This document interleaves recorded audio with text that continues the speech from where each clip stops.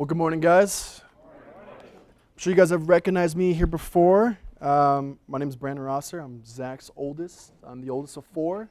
I've come here with my two brothers. One of them has long hair, kind of looks like Jesus right now. His name's Trevor. He's the youngest brother. He's 17 right now, goes to Great Oak. My other brother is Jacob. He's almost 21 next month. So I've used to come here all the time. I unfortunately moved down to Escondido beginning of March. Before I get into when I moved out, I'm going to start it from the beginning. I got some scripture. We'll go over that as I go through it. I'm basically here to tell you guys who I am. I've sat in here. I've always sat in the back corner over there for as long as I've been here. I never really wanted to really talk to anybody for the most part. But as you guys know, my father, his testimony, I'm sure he's told it to each and one of you guys about 10 times each. I've heard it a million times. I grew up seeing my dad like that. He wasn't a bad father at the time, obviously. He never abused any of the kids or anything. If I ever acted out of line, if I ever was misbehaving, of course, there'd be punishments. Whether that's the belt, or that's, no TV, there wasn't really cell phones back then or anything, but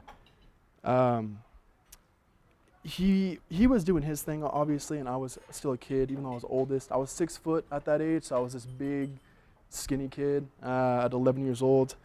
But growing up, I went on a 6th grade trip, and my mom came to pick me up from the 6th grade camp, because I was in 6th grade at the time. She told me my father was in jail. I obviously didn't know what drugs were at the time. I thought my dad just did something bad. So I was with my mom. When my dad was out of the picture, that fear of knowing that I don't have my father to punish me, I kind of just took advantage of that. And I led the pace for my siblings, because I am the oldest. So we came to the point where we just didn't really care. We were kind of misbehaving in front of my mom.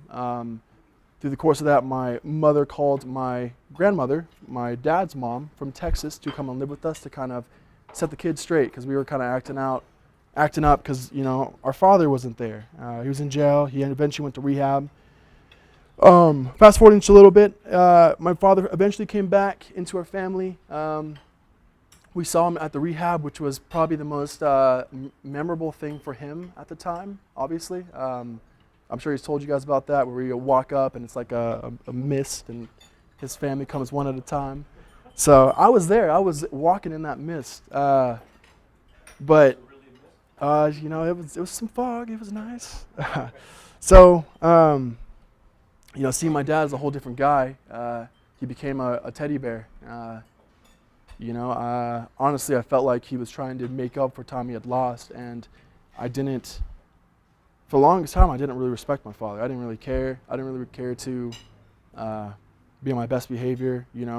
Throughout the years, I was messing up. Whether it was little things as far as maybe me sneaking out and hanging out with, some punk kids in middle school or high school or whatever it was, my father was really, he wasn't as intense on his punishments as he used to be.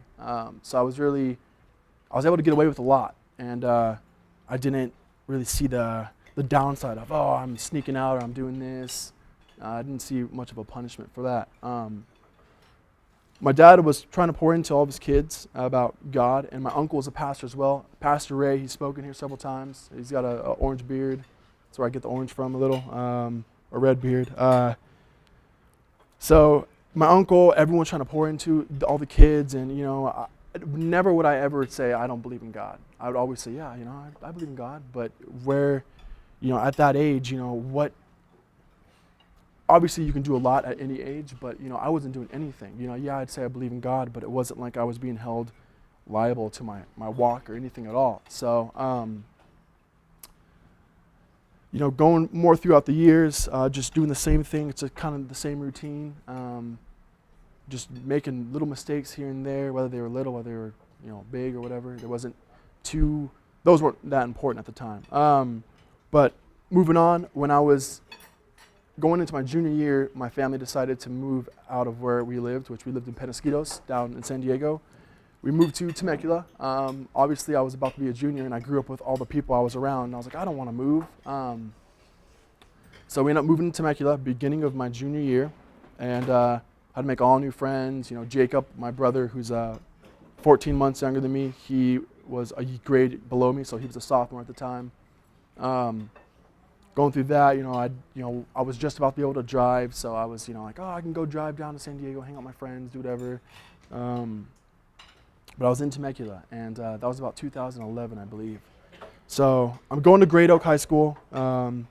Things are going, pretty good for all of my junior year. Senior year rolls around really quick, and first week of school, I meet this beautiful girl, and I'm all like, man, this girl, she's beautiful. She's a volleyball player. She has a really nice car. I was sold, and we ended up dating, of course, and that was the start of I thought I had everything going on. I thought I was, becoming the successful guy. I was a bagger at Sprouts, I had just bought a Dodge Ram at the time, so I was like, man, everything is going great. Obviously, I'm not really talking about God at all in this at all. It's just I think I'm just doing great. We dated for, I believe, a year and a half. It was a great relationship, I feel like. There was a lot of great things that came out of it, but we ended up splitting up for basically a year and a half down the line of us. I eventually was sleeping with her, of course. That's just what happens when you're not, believe in God. You have premarital sex and all that stuff. So I was really committed to her, and she was committed to me, and I was banking on, this is the girl I'm going to marry. Everyone, my uncle was like, he was asking me, are you having sex with this girl? Are you doing this? What's going on? And I was like, yeah, but I'm going to marry her, so it's okay. And the Bible says if you marry someone, you can do this. So I was trying to justify all my actions with her. But we split up, and it destroyed me. There's several reasons why we split up, but one of the main ones was her family was afraid that I would turn out to be like how my father used to be. My dad's really open with his testimony. He has tattoos everywhere. Everyone's like, hey, what does ambassador mean? What does convicted mean? What's that on your, what's the cross on your arm? So my dad will tell everyone, hey, I was a 15-year crystal meth addict. I did this, and this is what God did for me. And it was very open, and her family knew about that, and they thought I would be the same kind of guy. And they didn't want their daughter to be with that kind of guy. So, that tore me up. I was like, I'm never going to be like my dad. I was even saying that even right now, even during that time, I don't want to be like this Christian guy like my dad.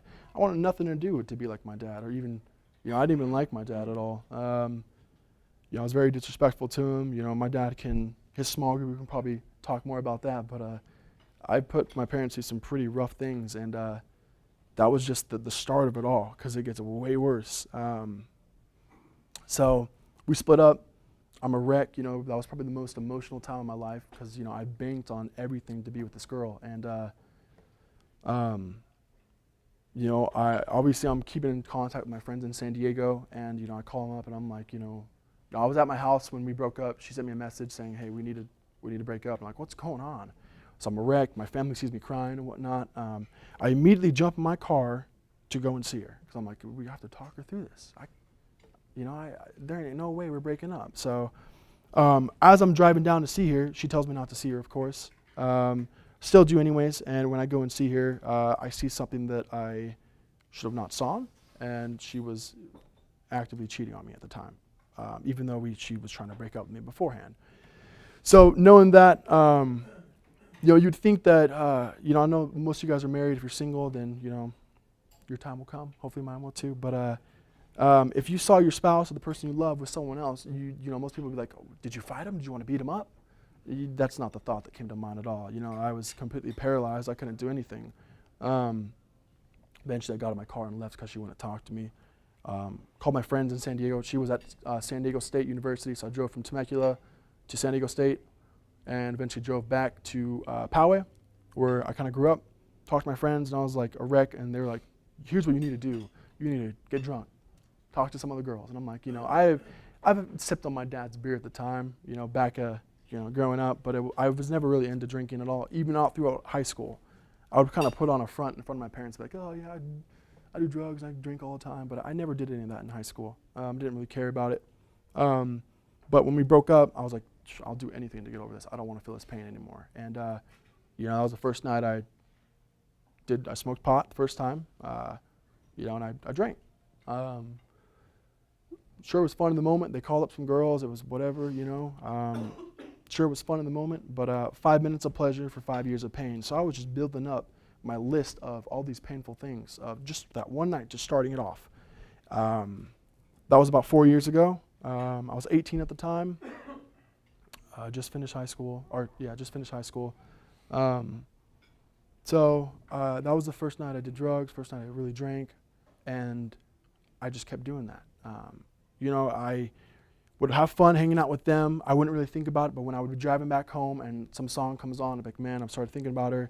When I was home, I was mad all the time with my family, all my siblings. They would always be like, why are you always so mad, Brandon? Or my parents would be like, you know, Brandon, why are you being so rude? Why are you mad? And it was just, I wanted to just keep doing what I was doing, living that life of drugs and drinking.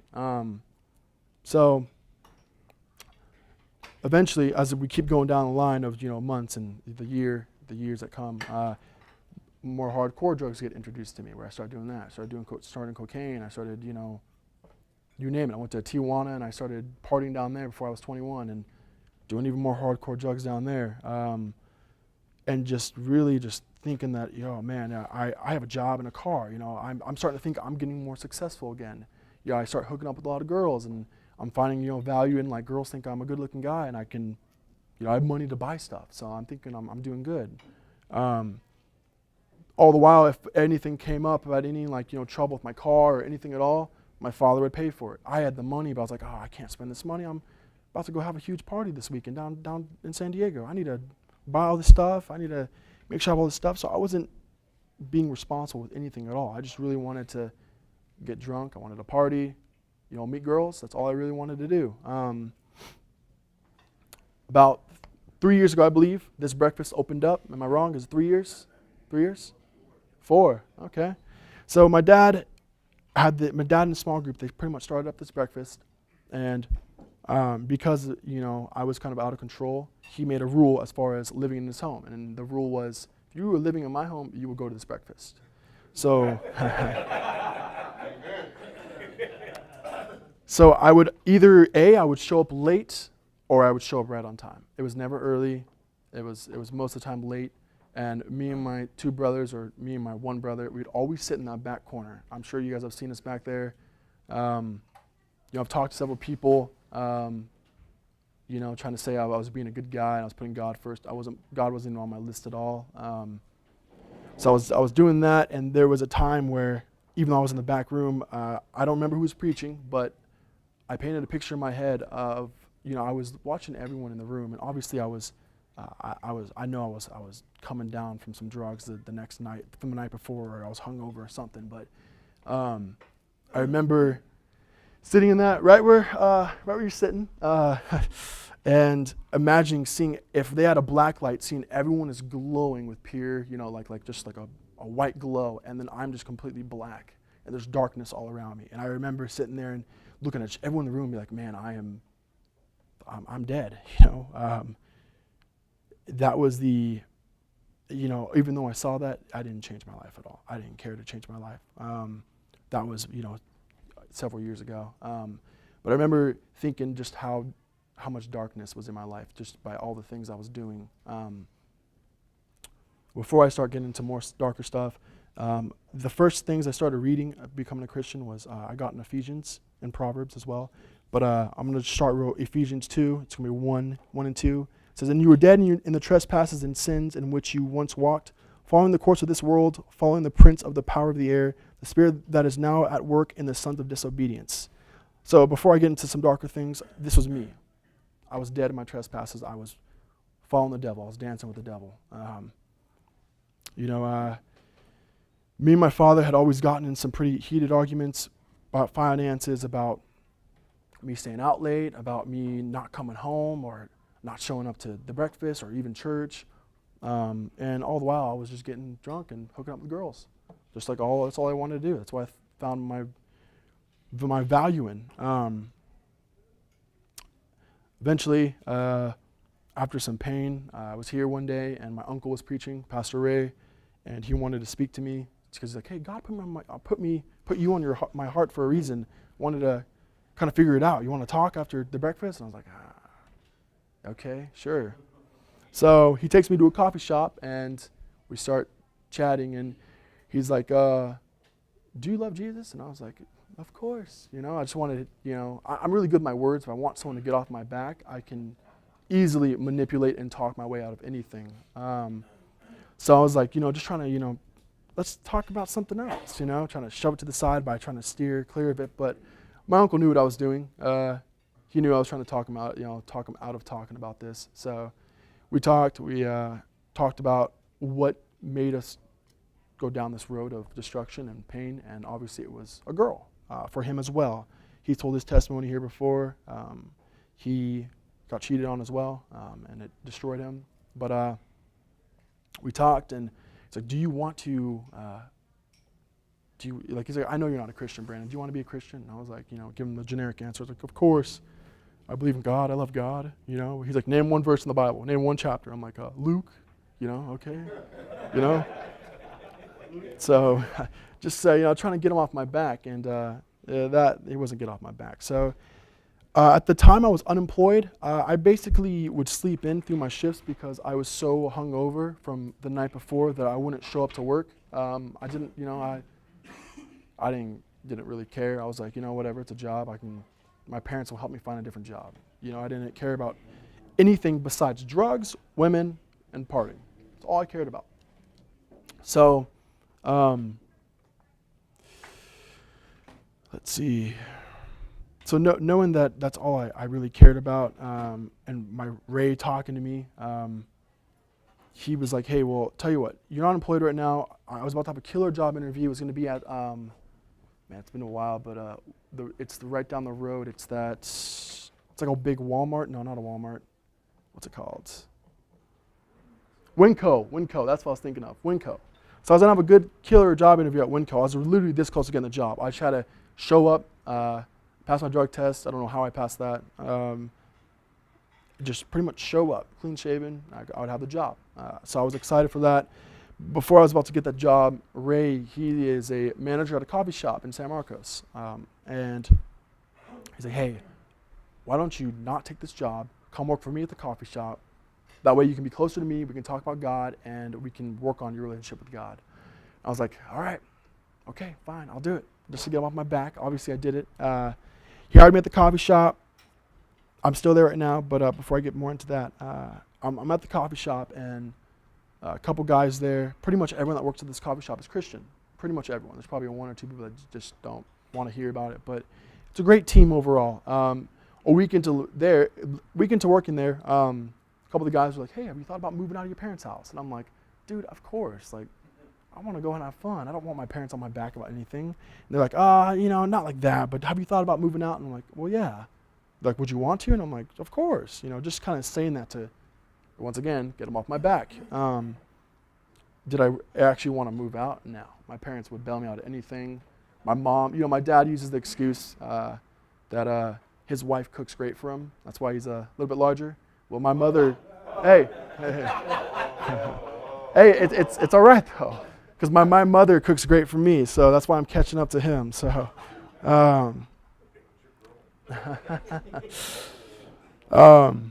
so they're like, hey, have you thought about moving out? So I was like, yeah, So eventually they take my word on that. I'm like, Brandon, we're about to get a house, so you're gonna go it's gonna be 4 ways. I mean, me, my roommate Aaron, who I work with as well. Reed, he's my roommate as well. I work with him as well. And then Chris, he goes to the church. I don't work with him though. So, so we're like, I'm like, okay. So we ended up getting this house in Escondido, and that was the beginning of March. And I'm all excited. I'm like, man, I'm moving out. Like, do I need to go home? And I can come home hungover. I can come home high, do whatever I want. They ain't gonna say anything. Like, these Christian guys, they don't know anything. They're all just. At the time I was like, they're just punk virgins. They don't know nothing at all. So I'm all excited. I'm moving out. I moved out. I'm still partying and whatnot. I realized that my truck was I had a single cab Dodge Ram that I've had since high school, and I was like, man, I need a bigger car. Like, I can't be driving everyone. Like, I can't fit anyone in my truck. I need to have a bigger, nicer car. So I'm like, Mom, Dad, I need to go buy a new car. So we're at the dealership. I'm thinking I'm going to be getting like either a nice Mustang, a nice sports car, or just a nicer truck or something.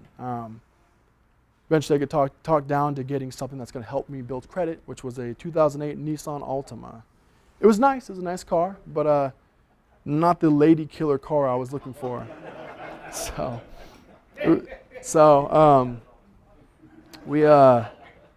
I get that car. I'm going out and partying.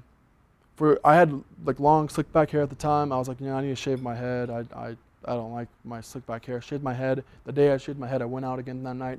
I got in a pretty gnarly fight with this gang at a hookah lounge. I had a black eye, but the other guy was worse, promise you. But anyways, I got in a fight, and I was still doing drugs, doing all this stuff. Came home, everyone was like, "Why do you have a black eye? What happened?" I'm like, "Oh, nothing." Trying to get off my back. Couple weeks later, I'm still going out doing my thing. It was March 29th. I got with my friends. I'm still doing drugs, still living that same life, even though everyone's kind of pouring to me and talking to me about God. Obviously, my dad is trying to pour into me and talk to me about God. His whole small group knows all the troubles I've caused my parents. And I'm just worried about myself still. The three things that I cared about: women, partying, drugs. That's all I was still doing. Putting on this front to let everyone know that I'm here for God. I'm moved down here for God, working here for God. The truth is I'm working here to be closer to my friends so I can go out and party some more. March 29th, I went out with my friends. End of the night, I went to Pacific Beach. That's where I always went to. It was a huge bar chain down south. Went there, got pretty wasted, but not, and I was driving, of course, so not too wasted because I was driving. Went to a hookah lounge, and my friend's like, "Hey, Brandon, look, we got some Sculpin in the bag in the car. You want to take some Xanax?" I'm like, "Dude, Xanax ain't gonna do nothing. That's dumb. Xanax is a depression medication." They eventually talked me into it. I was like, "All right, fine, I'll do it." So I did it. I took a pill or a tab, whatever it is, and the combination of Xanax and alcohol is deadly. You'll black out. So I did that about 11:30. Half hour into it, I'm like, "Oh, I'm feeling good. This is good. Okay, I see some hot chicks. This is gonna be fun." I black out at about midnight. I still to this day don't remember what happened after midnight. But to the point where I remember next, I was behind the wheel of my car, and my car was completely destroyed. Both sides of my car were completely ruined. I woke up at the wheel of my car, fully knowing what was going on, and I was like, "Oh, what happened?" So I pull over on the side of the road, look at my car, and I'm like, "Oh, I just need to call AAA. I'll have this figured out. I don't need to tell my parents or nothing." Call AAA. As I'm dialing AAA, the police show up. I'm like, "Oh man, this isn't good." They're like, "Hey, what'd you hit?" And I'm like, I'm trying to come up with an excuse like this, like quick, because it's an officer of the law. Obviously I couldn't come up with an excuse quick enough. But he's like, "Have you had anything to drink tonight?" And I'm like, I had something at midnight. It was about 6:30 in the morning now, so about 6 hours have gone by me with no memory at all. It's like, "Okay, well, can we take a blood sample?" And I'm like, "You guys can do whatever you want. I just need to get a tow truck and get home." Take a blood sample, and pretty much for me admitting to having a beer, even though it was 6 hours previous, and knowing that I had hit nothing at all because there's no cars on the freeway at all, they take me to jail. So I'm on my way to jail. At this point, I'm starting to freak out. I know jail is a bad place and a scary place. So I'm like, "Why? I don't belong here. What's going on?" I go to jail. Instead of calling my parents, I think I can do it all on my own. Bail myself out. I see all the people that are in jail, and it is not a pretty place. It is pretty scary. I was the only one that was pretty much wearing clothes, so it was bad. So I get out of jail, and I'm like, I just got to find my car. If I find my car, I can just go home. I can go to work. Everything will be fine. So I start walking to find my car. Hours go by me walking, trying to locate it. My phone's dead. I eventually just walk so far for so long that I miss my whole shift at work. I'm just a no-call, no-show because my phone's dead. And I'm just going to gas stations. "Hey, do you guys know where this tow truck company is?" It was in El Cajon. I was in downtown San Diego. So I took a trolley all the way down to El Cajon. I started walking. It was miles. So Eventually I get to a 7-Eleven where I'm just like, I'm so tired, where I actually laid down, I took a quick nap, because I was like, I don't want to call my parents, I really don't. But then I was like, I eventually cave in, called my father and told him what happened, and I was afraid. I was afraid my dad was gonna, beat me. I didn't know what my father was gonna think or say or do. All I know is I was a no-call, no-show. I knew my uncle was freaking out because, not only am I'm his employee, I'm his nephew. So it's kind of hard for him to punish me as far as a worker because I'm his family. So I'm like, man, I guess I got to call my father. So I call my father. I tell him, Dad, I wrecked. I was drinking. I wrecked. I went to jail. My car is here. I need to get it, and I'll be fine. My dad's like, okay. He says, okay, I'll come and get you. Not even mad at all. So he drives from, I think they were in Carlsbad at the time, might have been Temecula, but he drove all the way from up here all the way down to El Cajon, which is not a quick drive. Drove all the way down there, picks me up, says, we'll pick up your car tomorrow morning. So he takes me up to his house in Temecula, even though I lived in Escondido still. Says that we can deal with Uncle Ray later. We go to the house. My mom, at this time it's not really that, it's important that I wrecked, but they don't know how bad the damage was, of course. So we're talking, we get dinner and whatnot, and obviously I'm trying to make it seem like everything's cool, it was just an honest mistake. I'm not really telling the full truth of it all because I just don't want, my sin to come out, I suppose. I was really good at hiding things, and this incident, I didn't want nobody to know about it because I don't want people to see Brandon in a different light. I don't want people to see me as this failure, this guy that just wrecked his car and got a DUI and did all this stuff. I don't want no one to know about this. So the next morning, we wake up early. We drive down to El Cajon. We had to be there at 8 o'clock, so we left the house at 5:45 to make it down there with traffic. Get down there, looking for the car. It was raining, and then I see the damage of the car because he let me walk in to see it. And I'm like, how on earth am I alive? There is no way I should be walking right now. You looked at my car, and it was destroyed all in the front, but you sit in it in the actual cab, and it was perfect. It's like a brand new car. You sit in there. I had the car for not even 2 weeks. I just bought the car. Not even 2 weeks, I wrecked it. So you sit in the car. It is perfect. It's beautiful. Nothing wrong. You look on the outside. It's destroyed.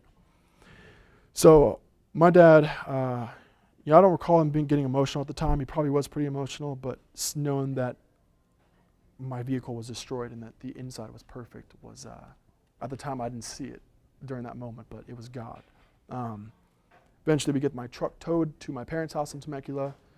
I'm sitting up there and I'm sitting in the loft, the upstairs room of my parents' house, and I'm looking at my car through the window. I'm like, man, what am I gonna do? How am I gonna get to work, all this stuff. I'm worrying about other things and just not focusing on, what's really important right now, which is, I'm messed up.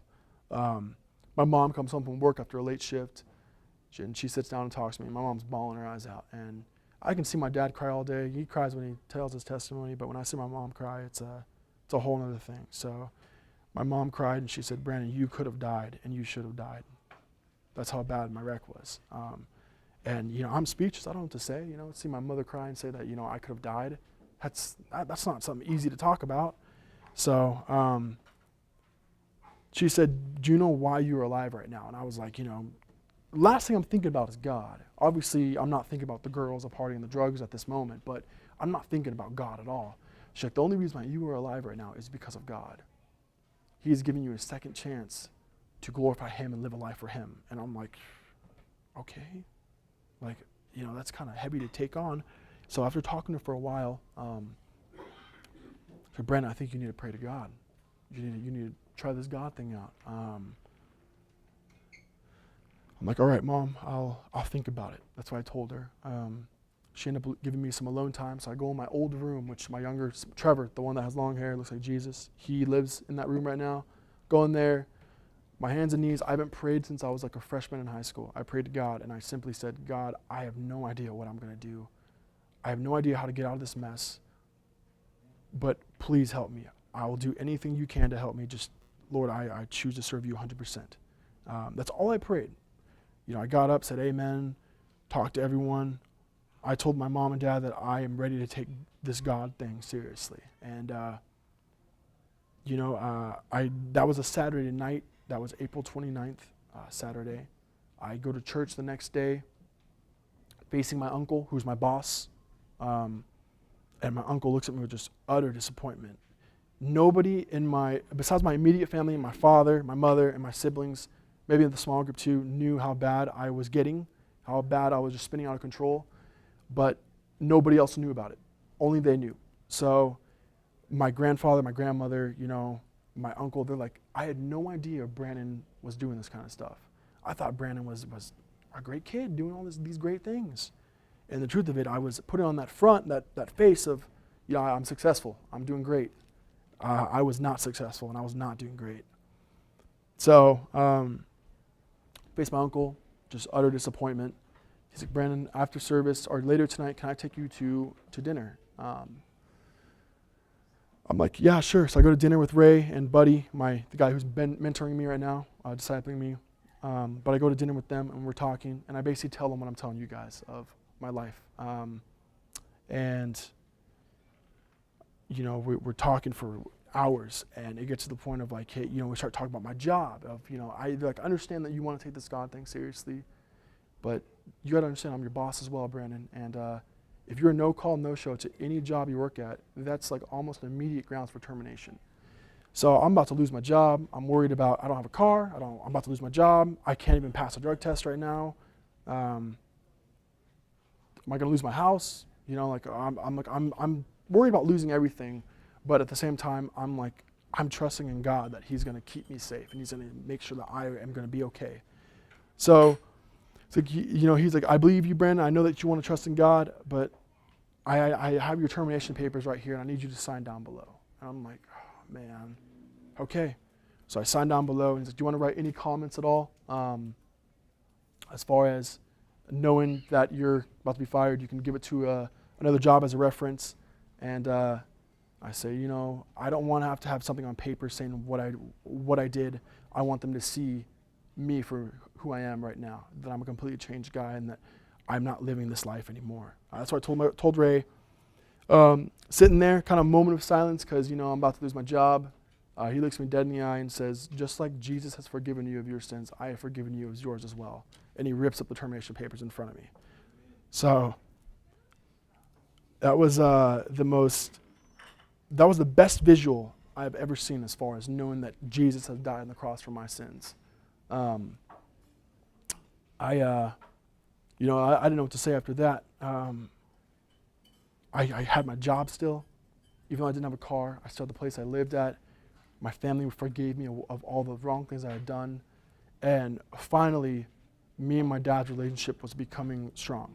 It was years of just me and him fighting all the time to the point where he wanted, just to nothing to do with me at the time, throwing the towel. All right, Wendy, you're taking it in for the night tonight. You talk to him. You deal with him. For the first time, God was becoming the first thing on my list, and not partying, drinking, and girls. Those were just becoming irrelevant completely. So knowing that, I'm like, Ray, Ray, I want to take the fast course. I want to catch up. I'm 22 right now. I was 21 at the time. I'm like, I just want to, what can I do more? I want to just serve God to the fullest. He mentions this thing about Uganda, this mission trip. I'm like, Uganda, all right. If that's what we're doing, that's what I want to do. I want to serve God to the fullest. So I go to Uganda. This was July 22nd, and Uganda was crazy. It was amazing. If you guys have not been on a mission trip, I recommend going on it. It honestly changed my life completely. Seeing everyone, the passion and the love that they have for God, even though they haven't had a DUI or have done these kind of drugs or anything, is insane. I want to go back. It's almost better than living out here. It's I go to church and I see there might be one or two people dancing and singing along. Uganda, it's the whole church is dancing. Everyone's dripping sweat just from dancing and praising God, and they don't know much about God. They're not that educated. So it is crazy. Some verses stuck with me as I was kind of trying to get a good grasp as being a new Christian. It's still Ephesians 2, but it's going to be Ephesians 2:4.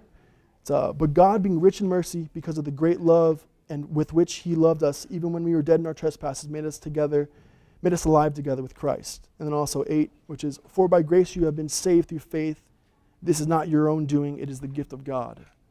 So just by believing in God and putting my faith and making him 100% my priority, choosing to serve him 100%, you know, I'm going to heaven. And that's the best news I've ever been told.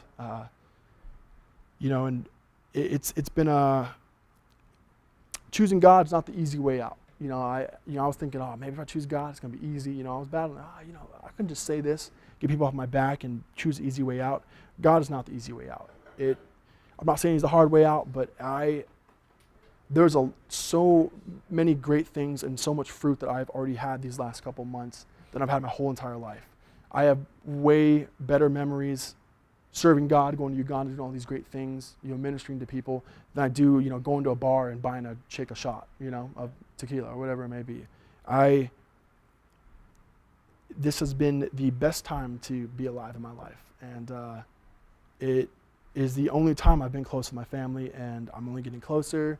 Even though I don't live up here and I can't come to this breakfast all the time, I get my license in January, so hopefully I can be back up here all the time.